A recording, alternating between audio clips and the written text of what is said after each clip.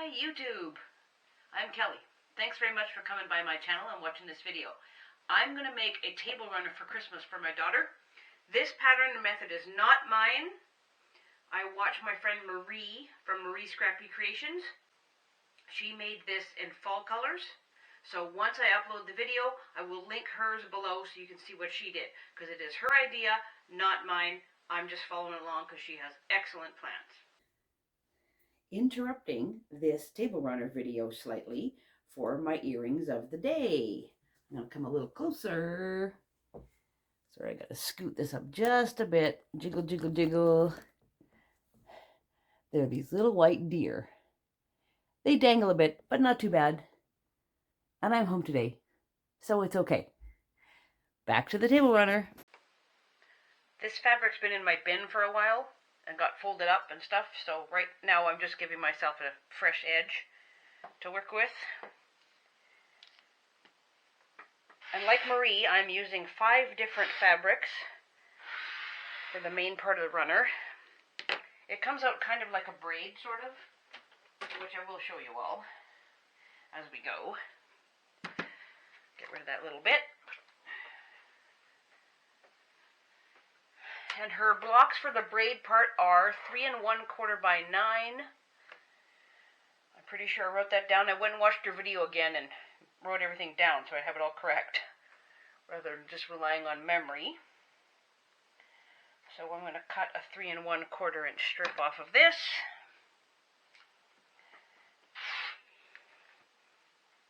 Whoops, moved a smidgen. Where are we at here? Right about there. Okay, there we go.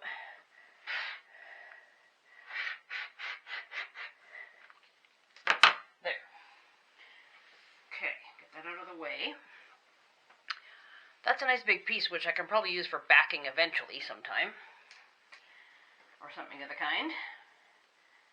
Stick a couple pins in it to keep it from wobbling around too much.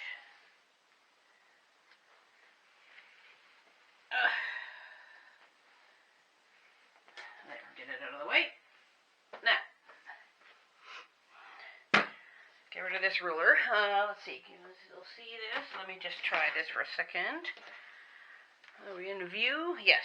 Okay, so I lined this up. The selvage is down here. And I'm going to use my 10.5 inch ruler, and I'm just going to trim off that selvage end, just so it's not in the way, because we don't want that garbage. Now, turn it back around here, and it's still folded up. Let me make sure I'm in the frame of the camera there. Okay, so I'm putting the 9 inch mark on my ruler on the end here. Line it up on the top. Line it up on 9. Looks good on the bottom. All nice and straight. Do a cut. That will give me 2 pieces. It doesn't want to come apart, see? Now the next one, same.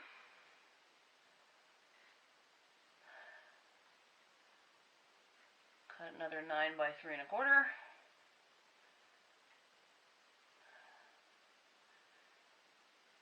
You could, of course, make these braid blocks a little bigger if you wanted to. It doesn't really matter. Depends on the size of the table runner you want, I suppose. Marie has a really good explanation for this video, so you can watch hers too. And I have a little tiny piece of scrap that's just going to go in the bin, because inside that bin of Christmas fabric is a shoebox of Christmas scrap. So, that part's done. When you start designing, take your 3 1/4 by 9 pieces and lay them out on a table or whatever you want to organize it. I'm putting them on the design wall so you can see. Start with 2. Put them side by side. Then, put one here. Like, kind of line it up where it's going to go. And then one here. And then one there. And then one there. Just so you can see how your design is going to work, and you can fiddle with them after that and move them around if you need to. There we go. I put it sideways on the design wall, because it was getting too long and I'm kind of short. And that's how it's laid out. Now the first thing to do is take those two pieces and sew them together down that seam that way. The first two pieces are sewn together. That's piece number 3. I've taken them off the design wall so it's easier to see. I have just pressed open, or pressed to the side. You can press open if you want. In this instance, it does not matter which way you press. I just decided to go that way. So, the next piece that goes on is this one, and it goes this way. Just make sure you're lined up along this side here and along the end. And so you don't have your seam fold over. If you choose, you can actually sew it from the other way,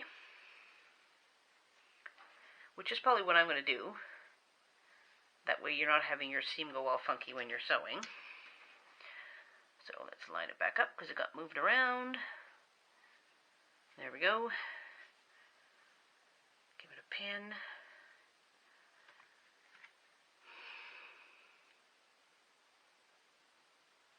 Like that. And one down there. Carry on using your 1/4 inch seam allowance and sew from there to there. Yes, this bit is going to flap around, and that is totally okay. Okay, the 3 pieces I just sewed are back up on the design board. That one sewed to there, and I pressed toward that, the strip I just did. So the next one is the same thing. This red gets sewn here. Line up along this edge there and that edge there and sew down as far as the red strip goes. Carry on in that fashion until you have them all done. I have all the pieces of the runner sewn together.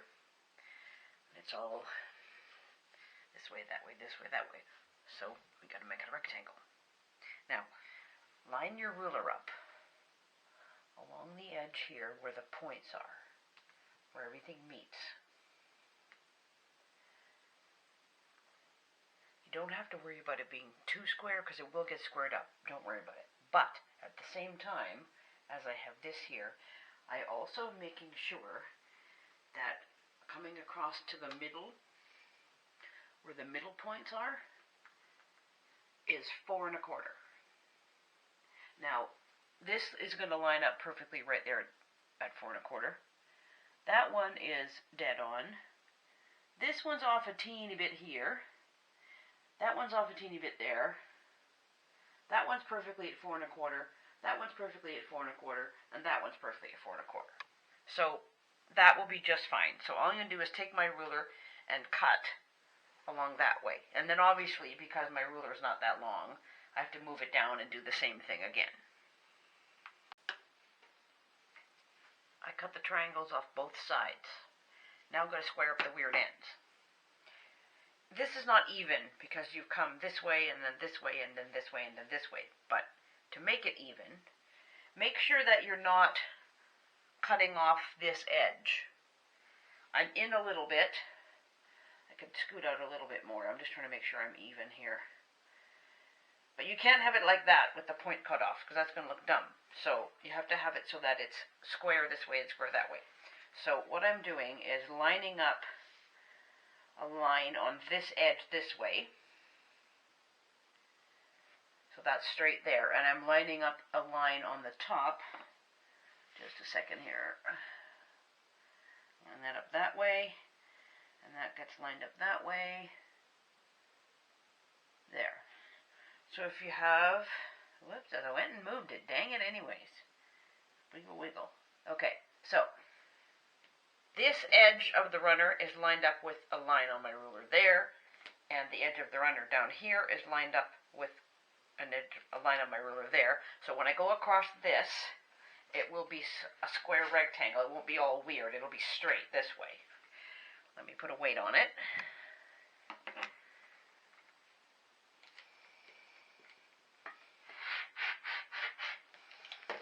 Okay.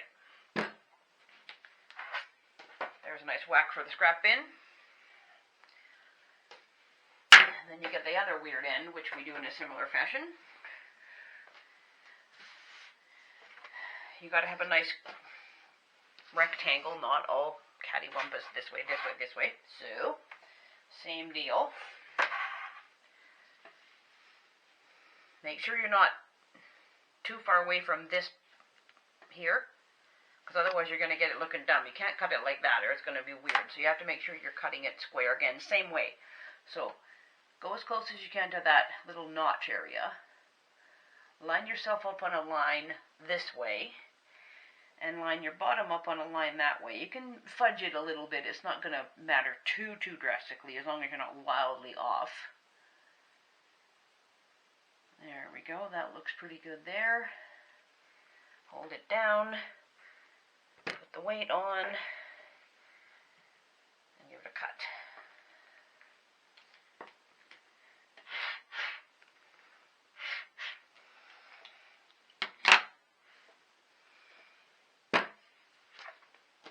And another kind of weird piece in the scrap bin.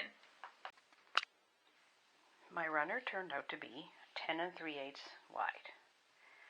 So this border piece is cut 3 inches by 10 3/8, and I have one on the other side. Now the length of it is 37 3/4, so I'm going to make sure I have a nice big long border piece, and I'll put that on each side. When I cut my batting for this, I was a little short on the edge. It just makes it. It is 37 and just a tiny bit short of 3/4. So once I have it all quilted, I will just square the whole thing up, and I might just trim down the border just a touch. I've got a little bit of batting on each side though, so the whole thing all the way across is about 17 1/4 inches. So I will cut my backing to be a little bit bigger than 37 3/4 and 17 1/4, maybe 38 by 18, something like that. Close enough. I changed my mind about the backing, and I'm going to use this dark florally print. And I've lined it up on 0, and I've got selvages up there, so that's the 20 line right there. So I likely have 40 usable inches, so I think I'm just going to call it that and do 40-ish, and I will cut it across to 18 1/2, and that should be fine. I put my walking foot on my machine, and I am in the process of quilting my daughter's table runner. It's not going to be done very densely. All I have done so far is run 4 lines of quilting down the length of it. Then I'm going to go in the ditch all the way around there, and 1 more line about halfway through the border, and that's it.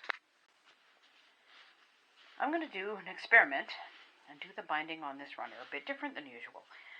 I've seen a few people do it, but recently my friend Danny, her channel is called So Not an Expert, she did this.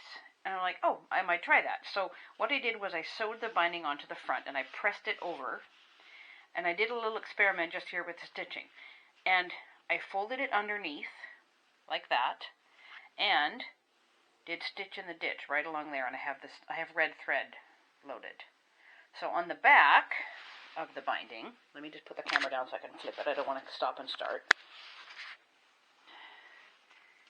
And if you can see that too well, it doesn't go exactly along the edge of the binding on the back, but it's about 1/8 of an inch in from the edge of the binding. So it's a little bit, see, there's a little bit of give there. I think that's fine. That's close enough. I don't know that I would do this again, but for an experiment, I think it works just fine. Alright, I've changed my mind, because I get this happening. Over here. Looks fine on the front. So I'm just going to over the next several days, a week or so, I will just sew this down by hand, because it will not take very long. It's not a big quilt, it's only a table runner.